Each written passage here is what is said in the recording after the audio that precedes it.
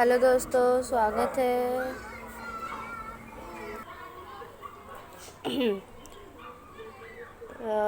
स्वागत है आपका आज की वीडियो में।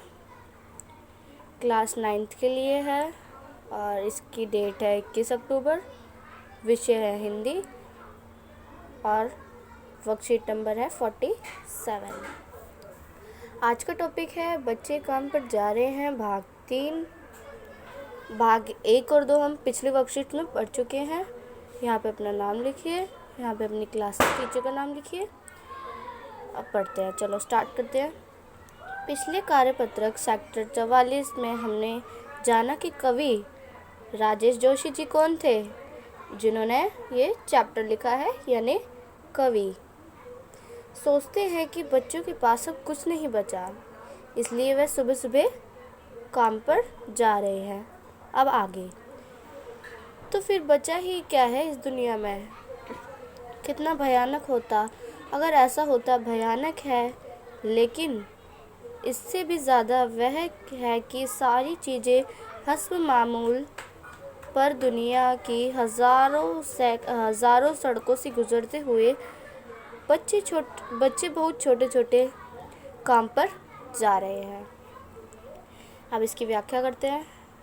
कवि कह रहा है कि अगर आप सच में ऐसे है तो कितनी भयानक बात है, और इस दुनिया के होने का कोई अर्थ नहीं। परंतु कवि को इससे भी ज़्यादा भयानक तब लगता है जब उसे याद आता है कि बच्चों के खेलने कूदने की सारी चीज़ें उपलब्ध हैं, और उसके बाद भी बच्चे काम पर जा रहे हैं, जाने के लिए विवश है। इसी कारण कवि हलाश एवं निराश हो जाता है। वो निराश क्यों होता है?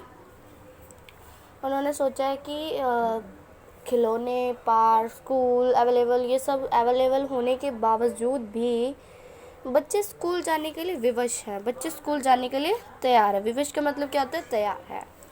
इसलिए वह कवि बहुत निराश है। कवि की यह सोच यही थी कि दुनिया में स्थित सभी खेलने कूदने की जगह एवं चीज़ें ख़त्म हो गई है क्या, और इसीलिए बच्चे काम पर जा रहे हैं। लेकिन जब वह देखते हैं कि ये सारी चीज़ें एवं जगह दुनिया में भरी पड़ी है, तब उनमें चिंता कर जाता है, क्योंकि उन्हें यह समझ नहीं आता कि इन सारी चीज़ें के विवश हैं।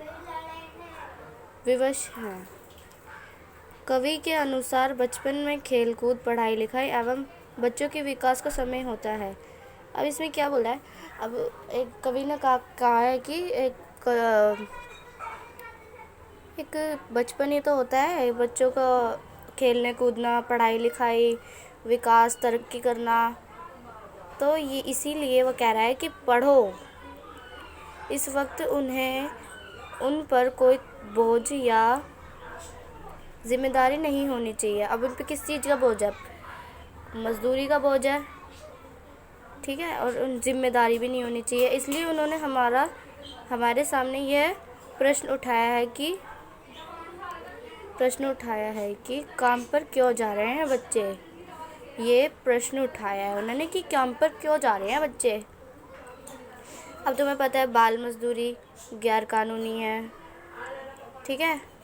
बाल मजदूरी आजकल कहीं नहीं है। आई होप मैंने जो आपको पढ़ाया है आपको समझ आया होगा।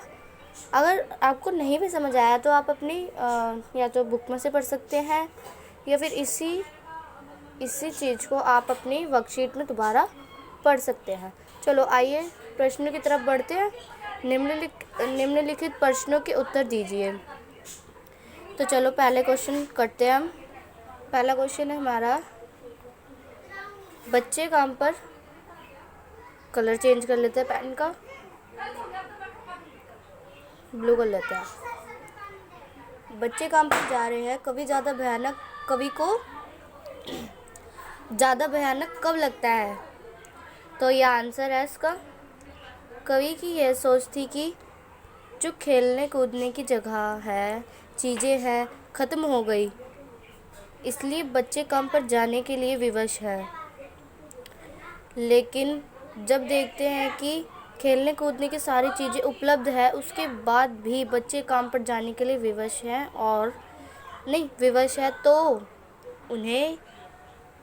उन्हें और भी भयानक लगता है। ये सोचकर कि स्कूल, मैदान, खिलौने, ये सब चीज़ें उपलब्ध होने के बावजूद भी बच्चे काम पर जाने के लिए क्या है?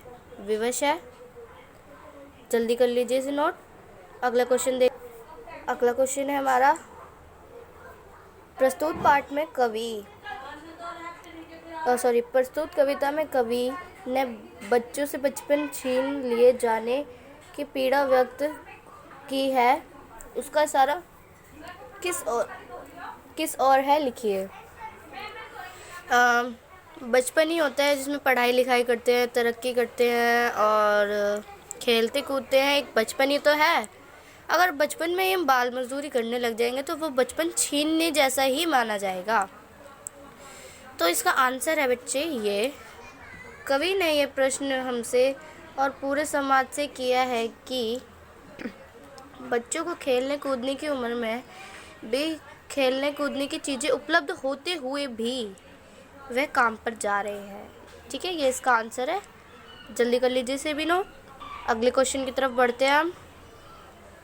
क्वेश्चन नंबर 3 है हमारा। क्वेश्चन नंबर 3 है हमारा, मित्र या भाई बहन से बातचीत करके अपने मित्र या भाई बहन से बातचीत करके लिखिए कि सुविधा और मनोरंजन के उपकरणों से बच्चे वंचित क्यों हैं। इसका आंसर ये है क्योंकि लोग समाज के प्रति अपने दायित्व को समझते हैं। अपने घरों में ज़रूरत से भी ज़्यादा खेलों का सामना होते हुए भी गरीब बच्चों को नहीं देते। इसलिए बच्चे सुविधा और मनोरंजन के उपकरण वांछित है। ये इसका आंसर है बच्चों। जल्दी कर लीजिए इसे नोट। अगले क्वेश्चन की तरफ चलते हैं। क्वेश्चन नंबर 4 है हमारा, बच्चों को काम पर जाने के धरती एवं बड़े हाथ दोबारा बोलते हैं। बच्चों का काम पर जाना धरती के एक बड़े हादसे का समान क्यों है? बड़े धरती का बड़ा हादसा है ये कि बच्चे काम पर जा रहे हैं। ठीक है, कवि कह रहा है ये, क्योंकि ये 2 बार लिख दिया, क्योंकि बच्चे देश का भविष्य होते हैं और बचपन ही उनके खेलने कूदने, पढ़ाई लिखाई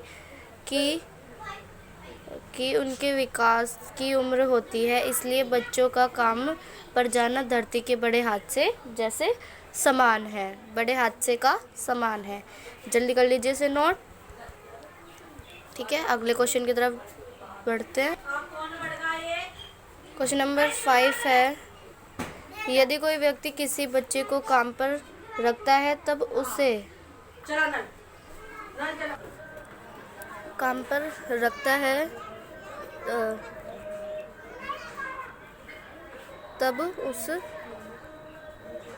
व्यक्ति के खिलाफ क्या क्या कानूनी कार्रवाई हो सकती है? अपने मित्रों या माता पिता से चर्चा करके लिखिए। यदि कोई व्यक्ति किसी बच्चे को काम पर रखता है तब उस व्यक्ति के खिलाफ बाल मजदूरी का बाल श्रम, एक क्या कहते हैं उसे, मैं भूल गई अभी, तो बाद में बताऊंगी, निषेधाज्ञा और विनियमन संशोधन अधिनियम 2016 के तहत कार्रवाई हो सकती है। तो अगर कोई व्यक्ति अगर किसी बच्चे को काम पर रखता है कि तुम मेरा बर्तन धो दियो या कुछ भी है, उसके खिलाफ़ क्या कानूनी कार्रवाई होगी अपने माता पिता से चर्चा करके लिखिए। तो इसका ये आंसर है बच्चों, जल्दी कर लीजिए नोट। और आज की वर्कशीट हमारी ख़त्म होती है। आई होप आपको अच्छी तरह समझ आया होगा। क्वेश्चन आंसर भी बहुत अच्छे होंगे। तो अगर आपको किसी भी चीज़ पर डाउट है तो मुझे कमेंट करके बताएं। अब मेरे चैनल को लाइक करें।